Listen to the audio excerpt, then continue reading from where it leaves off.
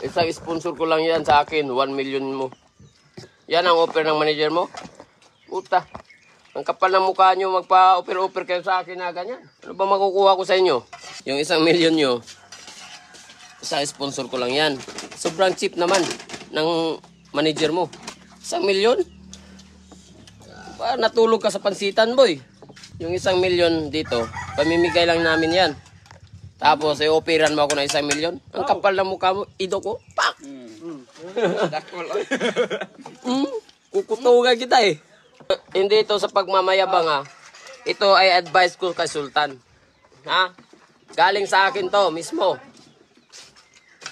Umalis ka dyan. Kung 1 million lang kikitain mo, umalis ka. Offer ganyan. Nako, 1 million. Umalis ka dyan. Kung ganyan lang yung kikitain mo. Kung 1 million lang kikitain mo, umalis ka na dyan. Kung saan ka man ngayon. Totoo to, real talk to. Ha? Paalala ko sa lahat ng mga boxer, kung mga ganyan lang yung kikitain nyo, okay lang kung pasulbong pa. Pero kung nasa ano ka na, nasa gutok-tok ka na,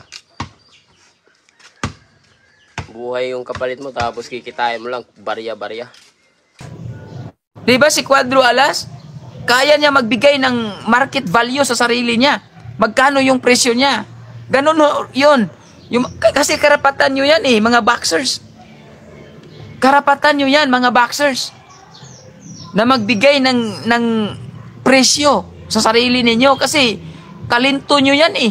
Skill nyo yan. Tapos buhay nyo ang kapalit sa sa laban. Yan yung pinupoint out ni Casimero sa nilabas niya na video. Na nakakaiya kayo, hindi ba kayo nahiya na offeran ako ng 1 million? Eh, binibigay ko lang yan. Binabahagi ko lang yan, yung 1 million na yan. Diba? Isang sponsor ko lang yan. Oh. Sabihin natin, maliit na sponsor ni Casimero. Oh. Yung 1 million na yan. Diba? Marami akong natutunan kay Cuadro Alas ngayon. Dahil sa mga sinasabi niya, dito ko na pagtanto talaga na I believe merong hindi lang isa, dalawa o tatlo, maraming mga boksingero na naaapi sa mga promotion na mas pinili na lang nilang tumahimik kaysa sumungay, no? Ilaban yung karapatan nila. So, anyway, mga ka-boxing fanatics, when we talk about boxing, that is boxing. Boxing is business, diba? Boxing is business.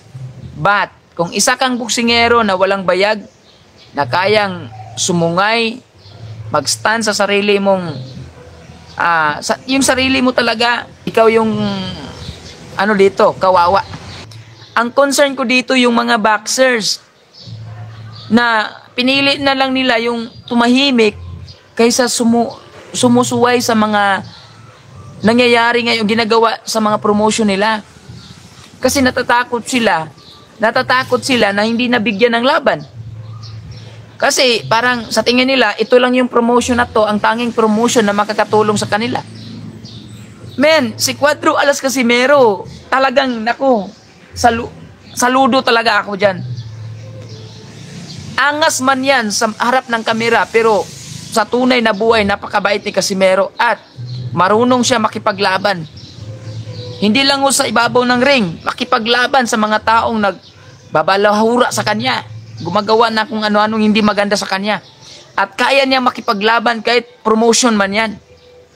Ganun si Cuadro Alas Casimero. Diba? Oh, kung hindi man siguro umalis si Cuadro Alas Casimero sa dating promotion niya, sa previous promotion niya, ano bang may pundar ni Cuadro Alas? Diba? Hindi nyo ba yan nakita? Hindi nyo ba naintindihan yung sinabi ni Cuadro Alas? Na ginawa namin itong, piniflex namin, hindi man namin sana to dapat gawin, na ipiflex namin yung mga nakukuha namin galing sa Treasure Boxing Promotion, pero kailangan namin ipakita to, ipiflex to, kasi gusto namin makita ng mga boxers na ang tagal na ng promotion, pero wala pa rin naipundar. Yun ba ang hindi nyo ba naintindihan yan? Na ginawa yan ng Casimero Brothers para maintindihan, makita ng mga boxers na aba, hindi lang pala itong promotion na to ang makapagbigay sa atin ng malaking bayad. O hindi lang pala itong promotion na to ang promoter ng mundo. ng promotion ng mundo. Meron pa palang mga promotion na mas malaki pa ang ibibigay na bayad. Tignan nyo ha, isipin nyo mabuti. No? Ito, Makawid Boxing Fanatics ha. Isipin nyo mabuti. Nakailang laban si Cuadro Alas Casimero sa previous promotion niya. Dito, gagamitin natin yung gagamit tayo ng mathematics. Kahit hindi ako marunong sa mathematics, ito, gagamit tayo ng mathematics. Naging 3 Division World Champion si Casimero sa previous promotion. Ito, real talk to ha. At totoong usapan to ha. Sa previous promotion ni Cuadro Alas, naging 3 Division World Champion siya. Listen to this. Si Cuadro Alas Casimero sa previous na promotion niya, naging 3 Division World Champion siya. At sa 3 division na yan na naging champion siya, bawat titulo dinidepensahan ni Cuadro Alas. Isang titulo, ilang bisis dinidepensahan ni Cuadro Alas. Pangalawang titulo, ilang bisis dinidepensahan ni Cuadro Alas. Champion siya ha? So we will expect na malaki talaga ang bayad. Pangatlong titulo, champion siya. Ibig sabihin, malaki ang bayad sa kanya. Champion, di ba? Champion kapag sinabi mong champion. Tapos, naging 3 Division World Champion ka. Ang tanong, nung nasa previous promotion siya, kahit pagbili ng malalaking ginto, hindi nila magawa. Kasi sabi nga ng magkapatid, hindi ho ganun kalaki ang binabayad sa kanila. At kahit pagbili ng magagarang sasakyan, hindi nila magawa kasi hindi ho ganun kalaki ang binabayad sa kanila. At kung babayaran man sila, kortesiya dito sa magkapatid, sabi, hindi pa buo, kalahati pa. Tapos yung kalahati, isusunod. Mag-review tayo ng mga video na inilabas ng magkapatid. Andun, makikita natin yan. Nilabas nila, yung inanakit nila sa previous promotion na to.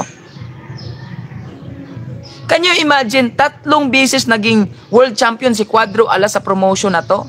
Walang masyadong naipundar. Tapos sa 3 division na to, naging champion siya. Ilang beses niyang didepinsaan bawat division na to, naging champion siya. Tapos ngayon, na dito siya sa Treasure Boxing Promotion, na 3 beses siyang lumaban, non-title fight pa, non-title fight. Again, non-title fight dito sa Treasure Boxing Promotion, real talk to ha, na sinasabi nilang nasa kangkungan na si Cuadro Alas, sinasabi nilang barya-barya lang, sa 3 laban ni Cuadro Alas sa Treasure Boxing Promotion, nakabili ng relo na mahigit 1.3, 1.5 million na Rolex. Nakabili ng mga malalaking ginto na mahigit 3 million.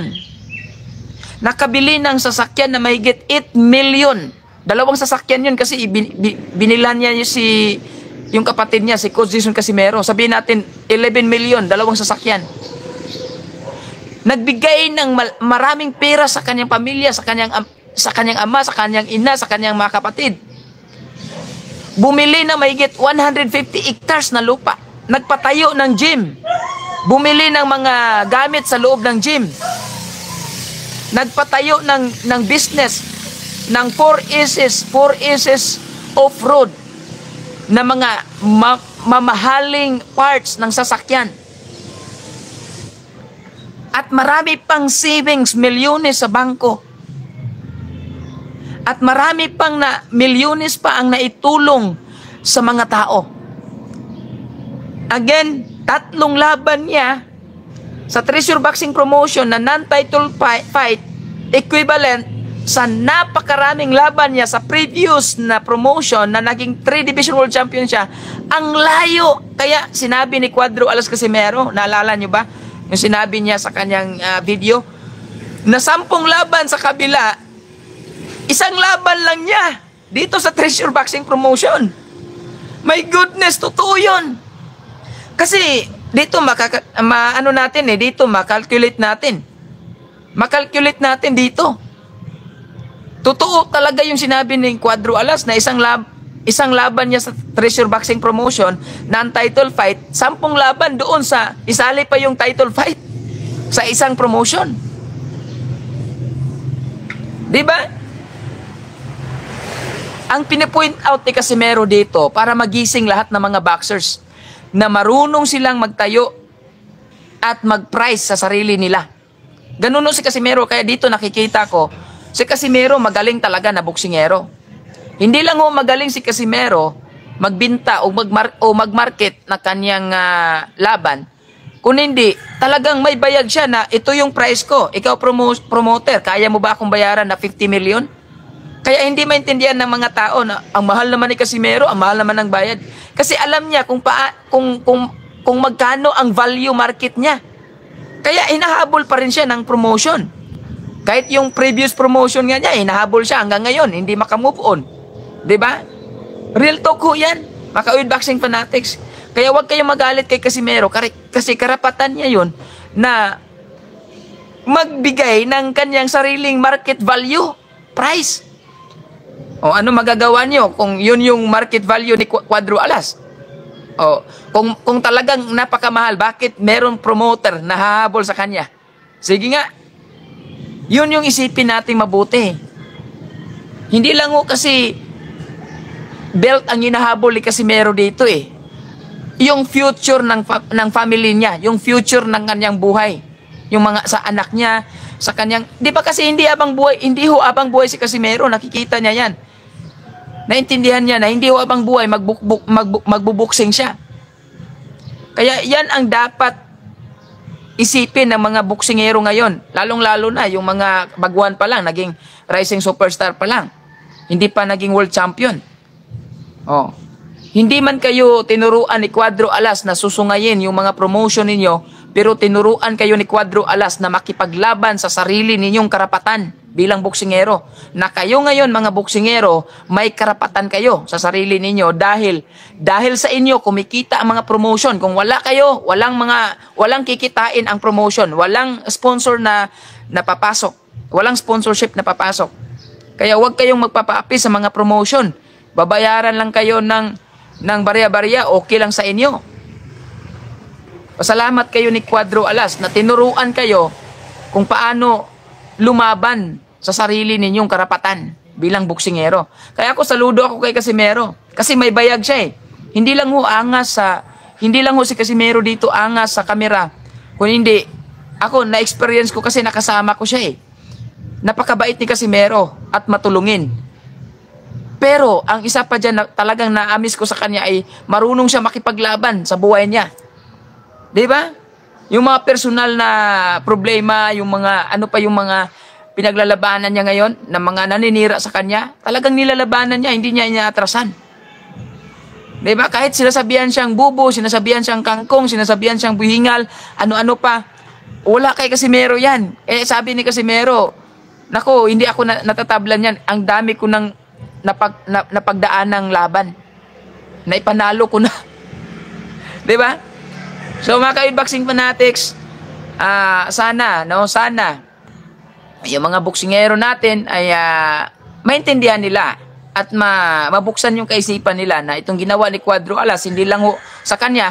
Itong sinabi ni Cuadro Alas, hindi lang niya ina-address, pinipoint out kay Sultan. Sa lahat in general yon, yung video na yon.